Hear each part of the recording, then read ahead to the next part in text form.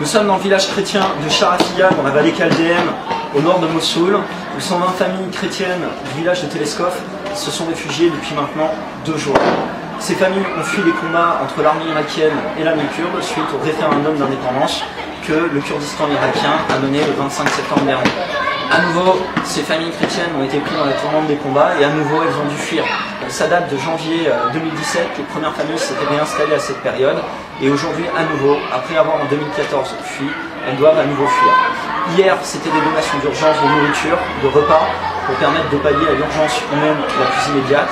Mais aujourd'hui, c'est une donation de 120 packs de matériel d'hygiène que nous apportons à ces familles afin d'améliorer, de stabiliser la situation.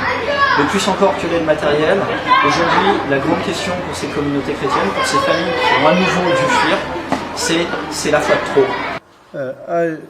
أي مذهب قصف التسقوبة إذا عوال رقة من تسقوبة الكورجفان ده هم رجعوا من تسقوبة الكورجفان من جراء القصف. Il faut donc les aider, il faut apporter toute l'aide que nous pouvons pour leur donner tout de suite un signal fort pour faire en sorte qu'elles restent sur la terre qui les a vues naître, sur la terre de leurs ancêtres. Vous pouvez les aider de différentes manières.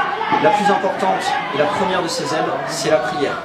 Priez avec eux, priez pour les aider à rester et à ce que la situation se résolve pacifiquement.